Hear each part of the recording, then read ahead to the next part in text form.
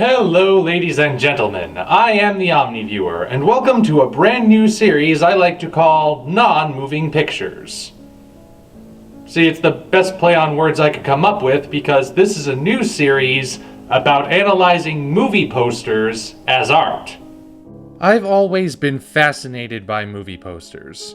They somehow have to summarize an entire feature-length movie in a single image, and at the same time be enticing enough to make you want to see the represented film. They've also changed quite drastically over the years. Most people oversimplify and say that movie posters went from beautiful hand-painted works of art to boring photoshopped images. But that's not entirely true. Through the decades, movie posters have gone through various changes. And oftentimes the film itself determines what the poster should look like. So for this first episode, we're going to stick with my specialty, Godzilla. We'll be branching out into various other movies for the future, but for now, Godzilla is where we shall begin. Specifically, the 2014 legendary Godzilla, because the posters for that movie are what inspired me to do this series in the first place. So I feel it's only prudent to start at the beginning, and look at the poster which started it all. Now, technically speaking, this isn't an official movie poster per se. This poster was originally made for Comic-Con. Still, it was our first visual representation of the movie, and as far as I'm concerned, the best. True, it's a very abstract image, but it's a work of art. When we think of Godzilla and kaiju movies in general, we always think of cities being destroyed. And obviously that's what we're looking at here, the ruins of an entire city. But those ruins have taken on the form of their destroyer. It's an abstract image to be sure, but it's a great representation. Taking this rubble and debris of the city and forming it into the shape of Godzilla is the same as making Godzilla synonymous with destruction. He is the destroyer. Anything mankind has built doesn't stand a chance against him. Quite frankly, even though this was made to represent a single movie, I feel it's a great representation of Godzilla in general. If you were to ask me what single image best summarizes what the Godzilla franchise is about, I'd point to this one. Plus, it's great as an advertisement for a movie. It manages to set the tone and show us Godzilla without really showing us Godzilla. Definitely a great image. One of my top 5 favorite depictions of the Godzilla franchise as a whole. But if that's the best, I think it's only prudent that we move on next to the worst. As I said, the last poster was a Comic-Con exclusive one. This was the first official movie poster for Godzilla. This poster in particular was included in the art book Godzilla: The Art of Destruction, which is the reason why I have it. It also happens to be the worst poster of the bunch. I mean, look at this thing. Where do I even start with it? Actually, I know where I'll start. Where's the focal point for this image? Every poster needs a focal point. That spot where the eye immediately settles on and can return to as it's wandering around the image. Generally, those tend to be in the center, or somewhere near the center. Well, in the center of this image is a huge honkin' hole. Now sure, negative space can be used as a focal point under the right circumstances, but if that was the intention, it's completely ruined by the presence of the halo jumpers. As in the movie, these guys are leaving trails of red smoke behind them, forming blurry lines. However, the eye's natural instinct upon encountering a line is to follow it somewhere. So we have these lines in the center of the image leading us away from the center, meaning there's nothing to focus on here. Of course, a focal point doesn't need to be dead center of the image. It could also just be the most prominent thing in the image. In this case, the two most prominent things are this particular halo jumper, probably Fort Brody, and Godzilla. Unfortunately, neither of them work as focal points either.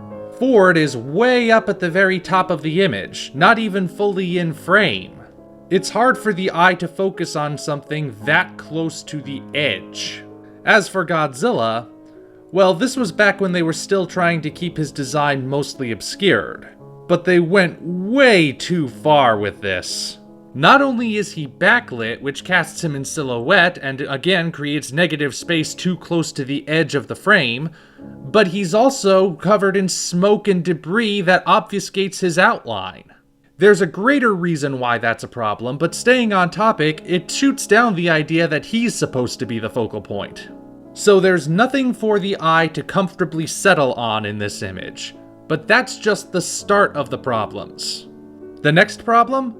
What the heck is going on with this landscape, and where are we supposed to be in relation to it? So we're up high enough to see the curvature of the Earth, but down low enough to make out details of the city. Either that or those are some really big buildings. And where is Godzilla in relation to the city? Is he standing on a mountain taller than Everest, or is he so big in this image that he could take a bite from the moon if he stood on his tiptoes? Either way, I'm guessing the soldiers jumped from the International Space Station. And then there's this random section of bridge. What's it doing there? It's not connected to this bridge. In fact, it's a completely different structure. And is it behind Godzilla or in front of him? With all the smoke and shadows, I really can't tell. Wait a minute, that's supposed to be the Golden Gate Bridge. But the Golden Gate Bridge is way the heck back here! And it's untouched! So what is this thing? The landscape doesn't make any sense. Even if you try to argue that it's meant to be impressionistic and therefore not taken literally, even impressionistic and abstract images have some kind of internal logic. I've seen M.C. Escher drawings that haven't twisted my brain as much as this. But the worst thing of all is that I don't really think it even works as a representation of a Godzilla movie.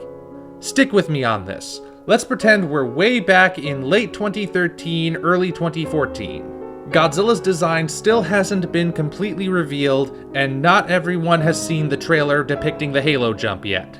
Looking at this image, does it say Godzilla movie to you? Yeah, I know, the title is right down here, but suppose we covered up the title and showed this image to someone who wasn't familiar with the remake.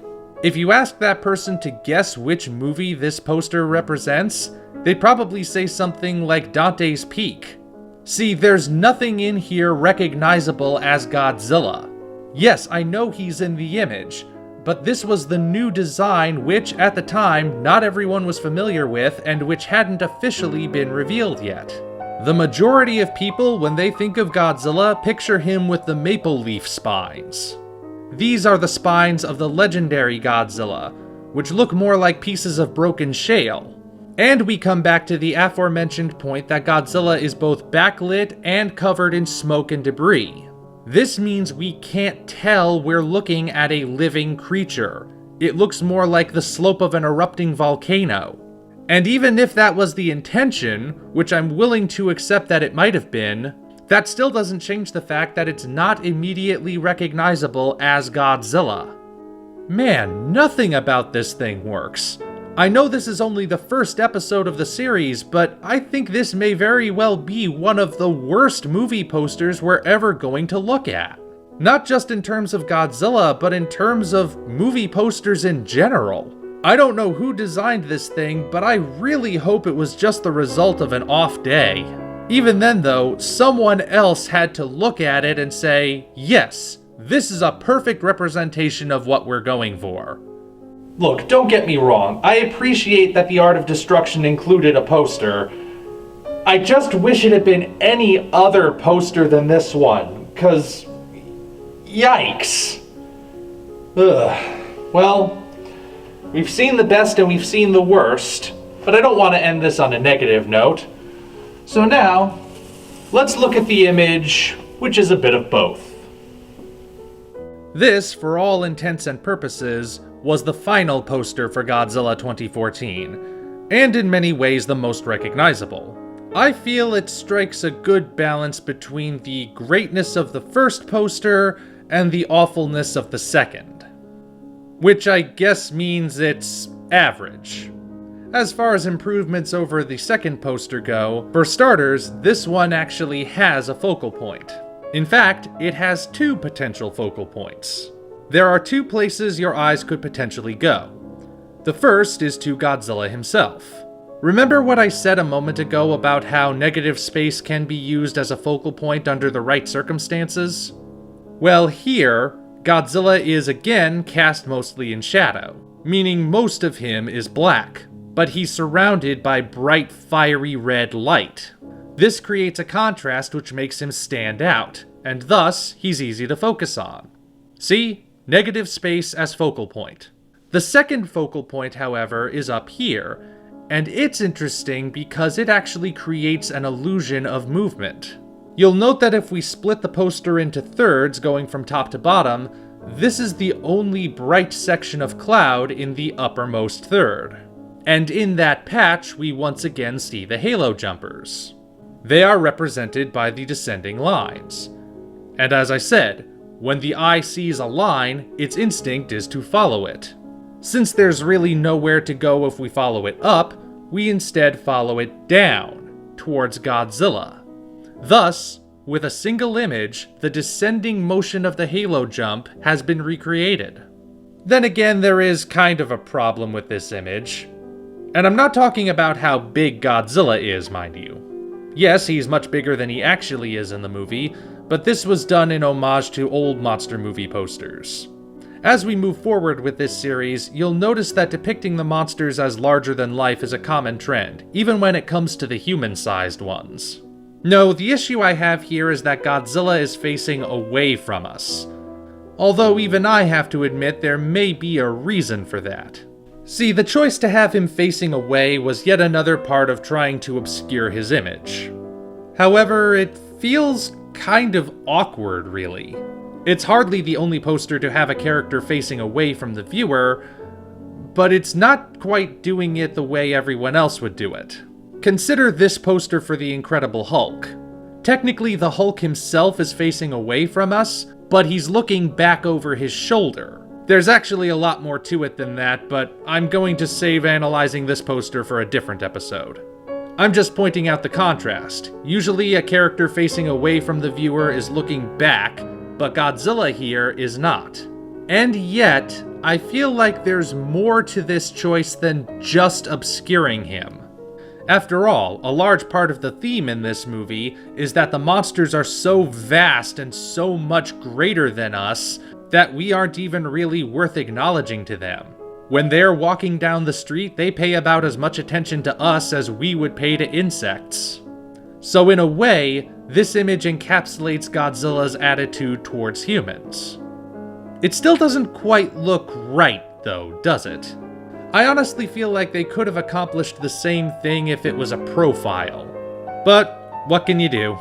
Are we done? My arms are getting tired. Okay, thank God. Whew. So, 3 different posters for the same movie. One good, one bad, one somewhere in between. But they all have something in common. That commonality is the color scheme. All of these posters predominantly use 3 colors: red, gray, and black. Now on the one hand, that doesn't really feel like much, does it? Compare that to the American one-sheet for the original Godzilla movie. Again, I want to save most of the details for another episode, but look at all the colors in this thing. Yeah, we still have red, gray, and black, but we also have green and yellow and blue and orange and white and brown. This is quite a colorful poster for a black and white movie. The posters for the remake are almost monochrome in comparison. And yet, these colors perfectly convey a specific tone. When I look at these images, the first word that comes to my mind is apocalyptic. The various shades of red in particular give a strong sense of foreboding. The idea conveyed in each image is that this isn't just a disaster. This is Armageddon. There are literal, physical gods walking the earth, and mankind had better get out of the way. Also, interestingly enough, the choice to stick with red, gray, and black means the Mutos are kind of represented in each image. Obviously, they don't physically appear in any of them, but red, gray, and black are the color schemes of those creatures. Admittedly, this might just be a coincidence, but if it was deliberate, It was a cleverly subtle way of incorporating them into the advertisements. So, do these posters do a good job representing the movie in question? Well, yes. I'd say for the most part, yes they do. The first and third ones specifically do the best job. The second one, well, it tried, I guess. So even though I can only truly count one of these three images as great art, at the end of the day, I'm a Godzilla fan, so all three of them are welcome in my home. Even the really bad one. This is still the best though. If you can find this one, get it. So, that concludes our first foray into the realm of movie poster art. Next time we're going to be moving away from Godzilla, but still stay within the realm of monster movies. In fact, the next poster we'll look at, or maybe sets of posters we'll look at, is represented in my backdrop. Somewhere around here. Can you tell which one it is? Feel free to leave your guesses below and you'll find out who's right in the next episode. Until such time as we meet again, this is the Omni Viewer, signing off.